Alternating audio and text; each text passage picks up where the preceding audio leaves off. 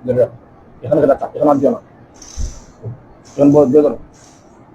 الحمد لله الحمد لله نحمده ونستعينه ونستغفره ونعوذ بالله من شرور أنفسنا من يهد الله فلا مضل له ومن يضلله فلا هادي له ونشهد أن لا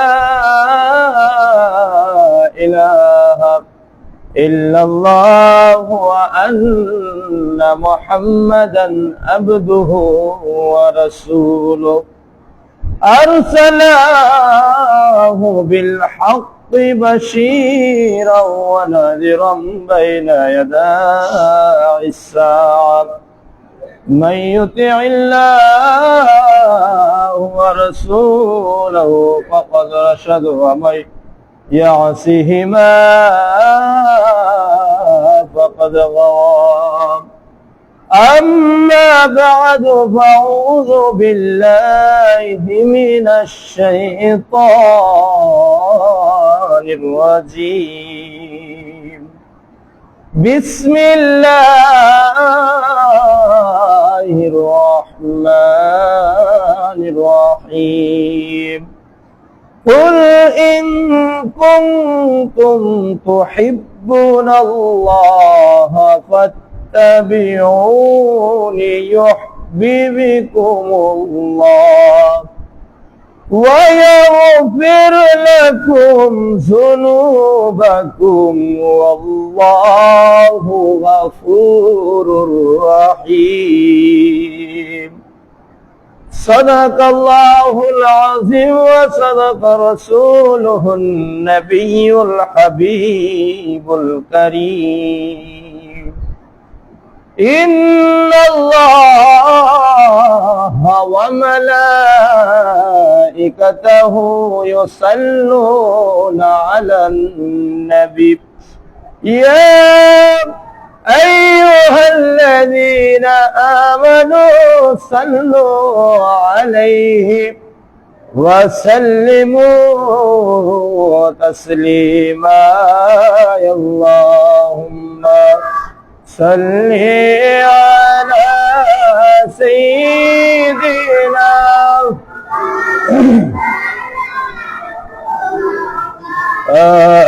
وعلى آل سيدنا مولانا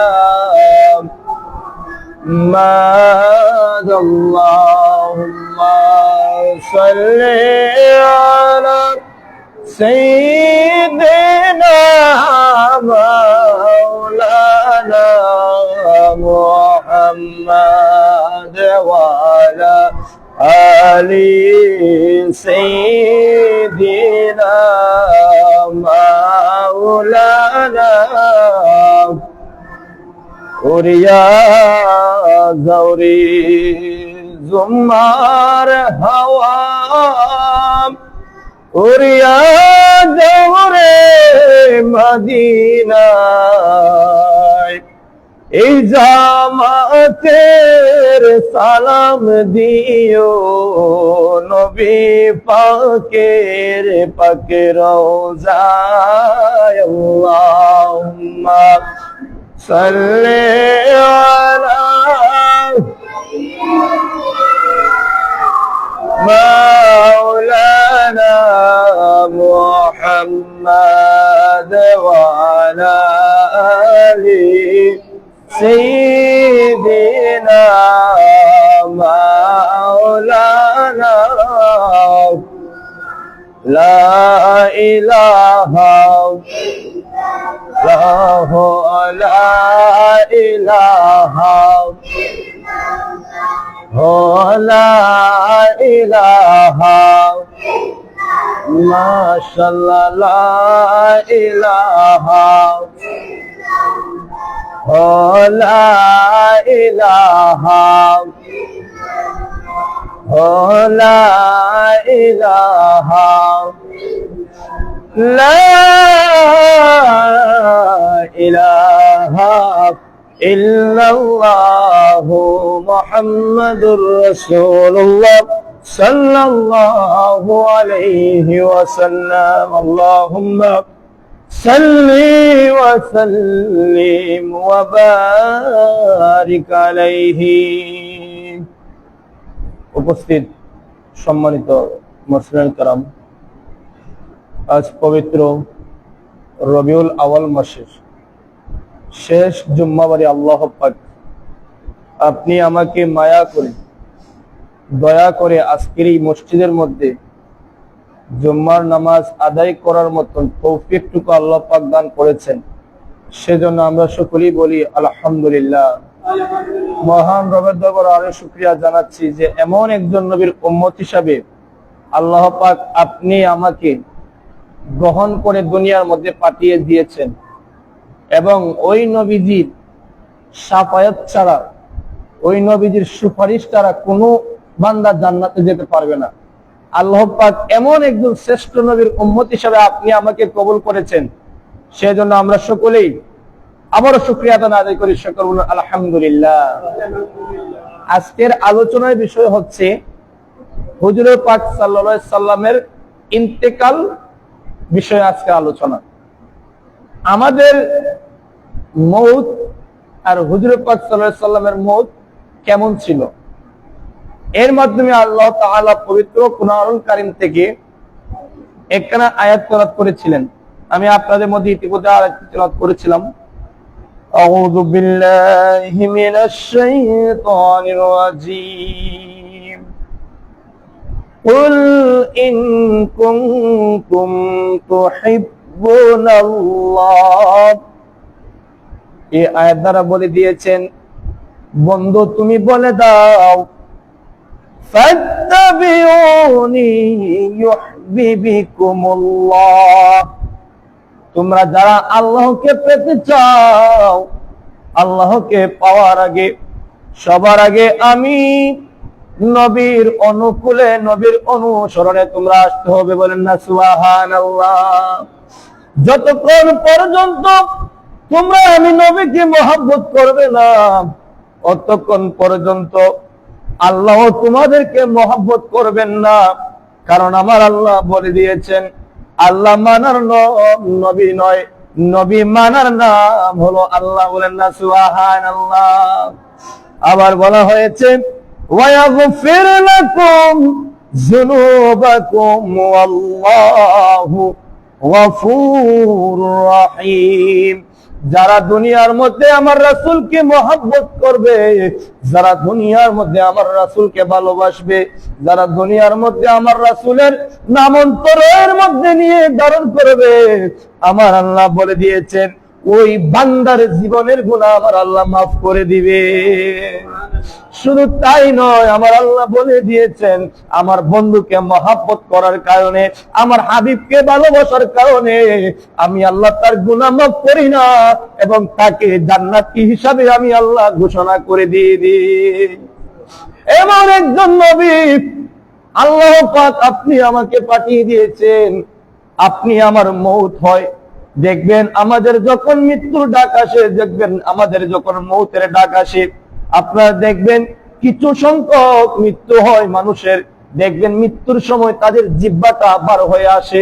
দেখবেন মালাকুল মউত যখন তার জানটা কবজ করে, ওই কঠিন মুহূর্তের সময়ে ওই ব্যক্তি যদি বৎকার হয়, তাহলে দেখবেন তার জিহ্বাটা বার হয়ে আসে। মৃত্যুর কালে দেখবেন তার জিহ্বার মধ্যে তার কামড় পড়ে যায়, দাঁতের চাপ পড়ে যায়। আমার আল্লাহর রাসূল আরো বলে দিয়েছেন, যারা বৎকার, যারা দুনিয়ার মধ্যে রাসূলকে ভালোবাসে নাই, যারা দুনিয়ার মধ্যে রাসূল যা কিছু নিয়ে এসেছিলেন সেইগুলোকে তারা মন দিয়ে স্থাপন করে নাই, মন দিয়ে স্থাপন না করার কারণে আমার আল্লাহ বলে দিয়েছেন, বন্ধু তুমি বলে দাও, যেই দিন ওই বান্দাকে যখন মালাকুল মউত যখন দান কবজ করবে, ওই দান কবজ করার সময় ওই বান্দাটা তার বিছানার মধ্যে সে পায়খানা অবস্থায় থাকবে। কি অবস্থায় থাকবে? পায়খানা অবস্থায় থাকবে। কারণ সে মালাকুল মউত দেখে সে বিছানার মধ্যে কি করে দিবে? পায়খানা করে দিবে। তাদেরকে তো কোনো আল্লাহ পাক নেককার বলেন নাই, আল্লাহ রাসূলও নেককার বলেন নাই। তারা হচ্ছে মুস্তাকে রাসূলের শয়তান, তারা হচ্ছে হুব্বুর রাসূলের শয়তান, যার কারণে আল্লাহ পাক তাদেরকে এইরকম মৃত্যু দিয়েছেন। আবার আবার বলা হয়েছে দুনিয়ার মধ্যে দেখবা, আমার উম্মতের মধ্যে দেখবা, যখন মালাকুল মাউত আমার একটা নেককার বান্দারে যখন দান কবজ করে, দেখবা ওই নেককার বান্দার মুখের মধ্যে আমার আল্লাহর নূর বাইতে থাকে, আমার রাসূলের নূর বাইতে থাকে। শুধু তাই নয়, ওই নেককার বান্দার মুখের মধ্যে আমার রাসূলের মুস্কি হাসি থাকে। বলেন না সুবহানাল্লাহ। এখন আসুন, আমার রাসূলের ইন্তেকাল কেমন হয়েছিল? এই রবিউল মাসে আমার রাসূল অসুস্থ ছিলেন। একদিন অসুস্থ অবস্থায় আম্মা জান আয়েশা রাদিয়াল্লাহু তাআলা আনহু, আমার নবীজি স্ত্রীদেরকে কেমন মহব্বত করতেন, স্ত্রীদেরকে কেমন ভালোবাসতেন, আম্মা জান আয়েশা রাদিয়াল্লাহু তাআলা আনহুর এই উরাত মুবারকের মধ্যে আমার নবীজি মাথা মুবারক রেখে ঘুমিয়ে আছেন। কারণ আমার নবীজির শরীর মুবারক অনেক অসুস্থ ছিল, যার কারণে আমার নবীজি আম্মা জান আয়েশা রাদিয়াল্লাহু তাআলা আনহুর উরাত মুবারকের মধ্যে পাটা রেখে মাথাটা রাখলেন। রাখার পর হঠাৎ করে হযরত জিবরাইল আলাইহিস সালাম, যেই জিবরাইল আলাইহিস সালাম আমার আল্লাহ ঘোষণা করে দিয়েছেন, এই জিবরাইল আলাইহিস সালামের কাজ একটাই, সে হচ্ছে প্রত্যেকটা নবীর কাছে আমার আল্লাহর ওহী পৌঁছায় দেয়। বলেন না সুবহানাল্লাহ। ওই জিবরাইল আলাইহিস সালাম যখন আমার নবী অসুস্থ ছিলেন, তখন আমার আল্লাহ সবকিছু জানেন, আমার আল্লাহ সবকিছু দেখেন। তখন জিবরাইল আলাইহিস সালামকে আমার আল্লাহ ডাক দিয়ে বললেন, হে জিবরাইল, তুমি যাও, যা দেখো আমার বন্ধুর শরীরের কি অবস্থা। জিবরাইল আলাইহিস সালাম, কারণ কোরআনের মধ্যে এসেছে আমার রাসূলের যখন ইন্তেকালের যখন সময় আসছিল, জিবরাইল আলাইহিস সালাম আমার রাসূলের দরবারে একবার নয়, দুইবার নয়, 4 বার এসেছিলেন। বলেন না সুবহানাল্লাহ। এইরকম ভাবে হযরত জিবরাইল আলাইহিস সালাম যখন প্রথম দিন আমার রাসূলের হুজরার মধ্যে যখন আসলেন, ঘরের বাহির থেকে বসলেন, রাসূলকে সালাম দিলেন, যা বলেন, ইয়া রাসূলুল্লাহ, আপনি যদি অনুমতি দেন আমি জিবরাইল আপনার হুজরার মধ্যে প্রবেশ করতে পারি। এই কথা বলার পর আমার রাসূল আম্মা জান আয়েশা রাদিয়াল্লাহু তাআলা আনহুর হুরাত মুবারকের মধ্যে শুয়েছিলেন। হঠাৎ করে আম্মা জান আয়েশা রাদিয়াল্লাহু তাআলাকে বললেন, এই আয়েশা, তুমি যাও ঘর থেকে আমার মিসওয়াকটা নিয়ে আসো। কি নিয়ে আসো? মিসওয়াক, যেটাকে বলে দাঁত মাজুন করে মিসওয়াক, এটা হচ্ছে নবীর সুন্নাত। আম্মা জান আয়েশা কি বললেন, ওরে আয়েশা, তুমি যাও গিয়ে আমার মিসওয়াকটা নিয়ে আসো। আম্মা জান আয়েশা রাদিয়াল্লাহু তাআলা ডাক দিয়ে বললেন, ইয়া রাসূলুল্লাহ, ইয়া হাবিবাল্লাহ, নবী গো, আপনি তো অসুস্থ, আপনি মিসওয়াক দিয়ে কি করবেন? দেখেন আমার নবী বিবিদেরকে কেমন ভালোবাসতেন, বিবিদেরকে কেমন সম্মান করতেন। আমার নবীজি বিবিদেরকে কখনো মুখ দিয়ে একটা গালি দেন নাই, আমার নবীজি বিবিদেরকে মুখ দিয়ে কখনো একটা কষ্ট দেন নাই। আম্মা জান আয়েশা রাদিয়াল্লাহু তাআলা আনহাকে ডাক দিয়ে বললেন, ওরে আয়েশা, তুমি আমার মিসওয়াকটা নিয়ে আসো, আমি মিসওয়াক করব। বলেন না সুবহানাল্লাহ। আম্মা জান আয়েশা রাদিয়াল্লাহু তাআলা আনহা ডাক দিয়ে বললেন, ওগো নবীজি, আপনি যে মিসওয়াক করবেন, আপনি তো অসুস্থ, এই অসুস্থর মধ্যে আপনি কিভাবে মিসওয়াক করবেন? আমার নবীজির চোখ মুবারক থেকে 2 ফোঁটা পানি অজরে জোরে পড়তে লাগলো। আমার নবীজি ডাক দিয়া কয়, ওরে আয়েশা, তুমি তো আছো, তুমি তো আমার সহধর্মিনী, তুমি থাকতে আমার কিসের চিন্তা, আমার তো কোনো দুশ্চিন্তা নাই। ওরে আম্মা জান, ওরে আয়েশা, তুমি মিসওয়াকটা তোমার মুখ দিয়ে কামড়িয়ে দিয়া ওই মিসওয়াকটাকে তুমি নরম করে দাও। কি করে দাও? নরম করে দাও। দেখবেন শুরু থাকতে দেখবেন মায়ের ভাত খাওয়াইয়া বাচ্চার মুখে দেয় নরম করে, দেখি না? তদ্রুপ ওই মিসওয়াকটাকে আমার নবী বলতেছেন যে মিসওয়াকটা তুমি তোমার মুখের মধ্যে রেখে কামড় দিয়া তুমি একটু নরম করে দাও। সুবহানাল্লাহ। আমার নবীজি আয়েশাকে যখন এই কথা বললেন, আয়েশা রাদিয়াল্লাহু তাআলা চোখের পানি ফেলে বললেন, ইয়া রাসূলুল্লাহ, ইয়া হাবিবাল্লাহ, দুনিয়ার মধ্যে আপনার উম্মতের মধ্যে স্ত্রী মুখের পানি স্বামী খাইতে পারে না, স্ত্রীর মুখের কোনো খাবার স্বামী ভক্ষণ করতে পারে না গো রাসূল। আর আমি আপনার স্ত্রী হইয়া আপনি আমার মুখের মিসওয়াক কামড়ে মিসওয়াক কিভাবে আপনি দাঁত মস করবেন? তখন আমার রাসূল ডাক দিয়া বললেন, ওরে আয়েশা, শুনে রাখো, দুনিয়ার মধ্যে যদি কোন উম্মত যদি তার স্ত্রী মুখের পানি যদি খায়, তার স্ত্রী মুখের যদি কোনো কিছু পান করে, সেজন্য আমি রাসূলের সুন্নাহ পালন করলো। বলেন না সুবহানাল্লাহ। আর ওই সুন্নাহ পালন করার কারণে আমি রাসূল ঘোষণা করে দিলাম, ওই বান্দাকে কবরের মধ্যে কোনো হিসাব দিতে হবে না, কবরের মধ্যে কোনো প্রশ্ন উত্তর দিতে হবে না। আমি রাসূল এবং তুমি আয়েশা ওই বান্দার পক্ষ হতে সওয়াল জবাব প্রশ্ন উত্তর দিয়ে তাদেরকে জান্নাতি হিসাবে ঘোষণা করে দিব। এই বলে আম্মা জান আয়েশা রাদিয়াল্লাহু তাআলা মিসওয়াকটা মুখে নিয়ে যখন সিবাইয়া যখন নরম করে দিলেন, আমার রাসূলের মুখ মুবারকের মধ্যে নিয়ে মিসওয়াক করতে লাগলেন। আর আম্মা জান আয়েশাকে ডাক দিয়ে বললেন, ও আয়েশা তুমি চলে যাও, তোমার হুজরার মধ্যে আমার একজন সাহাবী এসেছে। এই বলে আম্মা জান আয়েশা রাদিয়াল্লাহু তাআলা যখন হুজরার মধ্যে চলে গেলেন, আয়েশা রাদিয়াল্লাহু তাআলা হুজরার মধ্যে চলে গেলেন, আমার রাসূল ডাক দিয়া বললেন, হে জিবরাইল তুমি আসো আমার হুজরার মধ্যে। জিবরাইল আলাইহিস সালাম যখন আমার আল্লাহর রাসূলের হুজরার মধ্যে প্রবেশ করলেন, প্রবেশ করার সাথে সাথে জিবরাইল আলাইহিস সালাম ডাক দিয়া বলতেছে, ইয়া রাসূলুল্লাহ, ইয়া হাবিবাল্লাহ, ওগো নবীজি, মায়ের নবীজি, আপনার শরীরের কি অবস্থা বলেন না সুবহানাল্লাহ। আমার নবীজি এই মাসে অসুস্থতার মধ্যে ছিলেন, আবার এই মাসেই মৃত্যুবরণ করেছিলেন। এই কথা যখন বললেন, আমার রাসূল মুস্কি হাসি দিয়া বললেন, আমার শরীরটা বেশি ভালো নয়। এই কথা বলার পর জিবরাইল আলাইহিস সালাম আল্লাহর হুজরা থেকে বের হয়ে গেল। বের হয়ে যাওয়ার পর আমার আল্লাহর কাছে বলল, ইয়া আল্লাহ, আপনার বন্ধুর শরীরটা বেশি ভালো নয়, আপনার বন্ধু অসুস্থ অবস্থায় বিছানার মধ্যে শুয়ে আছে। এরপর দিন আমার আল্লাহ আবার জিবরাইলকে ডাক দিলেন, হে জিবরাইল তুমি কোথায় আছো, তাড়াতাড়ি চলে আসো। জিবরাইল আমার আল্লাহর কাছে চলে গেল। আমার আল্লাহ বলল, হে জিবরাইল তুমি প্রথমবার গিয়েছো একা, এখন তোমার সাথে নিয়ে যাবা হযরত ঈসা আলাইহিস সালামকে, হযরত মুসা আলাইহিস সালামকে, হযরত ইব্রাহিম আলাইহিস সালামকে, হযরত ইউনূস আলাইহিস সালামকে তোমার সাথে নিয়ে যাও। বলেন না সুবহানাল্লাহ। এইরকম ভাবে যখন জিবরাইল আলাইহিস সালামের সাথে কিছু সংখ্যক নবী যখন নিয়ে গেলেন, নিয়ে যাওয়ার পর আমার রাসূলের হুজরার মধ্যে গিয়া ডাক দিলেন, ইয়া রাসূলুল্লাহ, ইয়া হাবিবাল্লাহ, নবী গো, আপনার রোজার মধ্যে কি আমরা আসতে পারি? আমার রাসূল ডাক দিয়া বললেন, হে জিবরাইল তুমি চলে আসো। আমার রাসূল দেখলেন জিবরাইলের সাথে আরো 5 জন নবী রয়েছেন। এই 5 জন নবী একসাথে বললেন, ইয়া রাসূলুল্লাহ, ইয়া হাবিবাল্লাহ, নবী গো, ওগো মায়ার নবী, আপনার শরীরটা কেমন?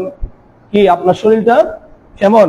তখন আমার নবীজি মুস্কি হাসিতে বললেন, ওরে আমার নবীরা, ওরে আমার সাহাবীরা, আমার শরীরটা বেশি ভালো নয়। এইভাবে একদিন গেল, 2 দিন গেল, আমার রাসূল বললেন আমার শরীরটা বেশি ভালো নয়। 3 দিনের মাথায় জিবরাইল আলাইহিস সালামকে আমার আল্লাহ আবার পাঠাইলেন। কোরআনের মধ্যে এসেছে, 1 জন নয়, 2 জন নয়, 1000 কোটি নবী রাসূল আমার রাসূলের হুজরার মধ্যে প্রবেশ করেছিলেন। বলেন না সুবহানাল্লাহ। ওই 1 কোটি হুজরার মধ্যে যখন প্রবেশ করেছিলেন, প্রবেশ করাকালীন আমার নবীজি বললেন, ওরে জিবরাইল, ওরে সাহাবী, ওরে নবী রাসূল, তোমরা শুনে রাখো, আমি তো অসুস্থ, আমার শরীরটা ভালো নয়। প্রথম দিন আমার শরীরটা যেমন ছিল, এখন আমার শরীরটা তেমন রয়েছে। দ্বিতীয় দিন আমার শরীরটা যেমন ছিল, এখন আমার শরীর মুবারক তেমন রয়েছে। তৃতীয় দিন আমার শরীরটা যেমন আছে এমন রয়েছে, আমি কোনো সুস্থতার মধ্যে নাই। এই বলে যখন আমার রাসূল বললেন, 1000 কোটি নবী রাসূল যারা এসেছিলেন, তারা সাথে সাথে আমার আল্লাহর দরবারে চলে গেলেন। আমার আল্লাহর দরবারে গিয়ে যখন বললেন, আমার আল্লাহ জিবরাইলকে বলেন, জিবরাইল আমার বন্ধুর অনেক কষ্ট হচ্ছে, আমি আল্লাহ তো সহ্য করতে পারতাছি না। এই কথা যখন বললেন, বলার পর ৪র্থ দিন আমার নবীজির শেষ দিন ছিল। বলেন না সুবহানাল্লাহ। ৪র্থ দিন জিবরাইল আলাইহিস সালামের সাথে অন্য কোন নবী আসেন নাই, অন্য কোন সাহাবী আসেন নাই, অন্য কোন ফেরেশতা আসেন নাই। যিনি আসছেন উনি হলেন মালাকুল মউত, হযরত আজরাইল আলাইহিস সালাম। বলেন না সুবহানাল্লাহ। দেখবেন দুনিয়ার মধ্যে কত নবী রাসূল আসলো, কত ফেরেশতা আসলো, কত ওলি কতবার আসলো, কোনদিন মালাকুল মউত কারো জান কবজ করার আগ মুহূর্ত অনুমতি নেন নাই, অনুমতি ছাড়াই তাদের জানটা কবজ করেছেন। কিন্তু আমার আল্লাহ বলে দিয়েছেন, ওরে মালাকুল মউত, আমার বন্ধুকে সৃষ্টি না করলে তুমি মালাকুল মউতকে সৃষ্টি করতাম না। আমার বন্ধুকে সৃষ্টি না করলে আমি জিবরাইলকে সৃষ্টি করতাম না। আমার বন্ধুকে সৃষ্টি না করলে আমি কোন কায়নাতের কোনো কিছু সৃষ্টি করতাম না। আমার বন্ধুকে সৃষ্টি না করলে আমি মানব জাতি কোনো কিছুই সৃষ্টি করতাম না। আমার বন্ধুকে আমি অনেক মায়া করে সৃষ্টি করেছি, আমার বন্ধুকে আমি অনেক ভালোবেসে সৃষ্টি করেছি। ওরে মালাকুল মউত, তুমি যখন আমার বন্ধুর জান কবজ মুবারক জানটা যখন তুমি কবজ করবা, তখন এমন ভাবে কবজ করিও যেই কবজটার মাধ্যমে যেন আমার বন্ধু কোন রকমের কষ্ট যেন না পায়। বলেন না সুবহানাল্লাহ।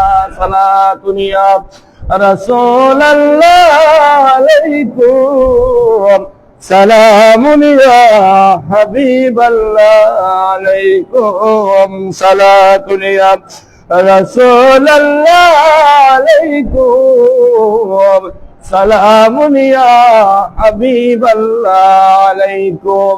এইরকম ভাবে চতুর্থ দিন হযরত জিবরাইল আলাইহিস সালাম মালাকুল মউত নিয়ে যখন আমার আল্লাহর রাসূলের হুজরার মধ্যে যখন গেলেন, যাওয়ার পর আমার রাসূলকে সালাম দিলেন, সালাম দিয়ে বললেন, ইয়া রাসূলুল্লাহ, ইয়া হাবিবাল্লাহ, নবী গো, আপনি যদি অনুমতি দেন তাহলে আমি আসতে পারি।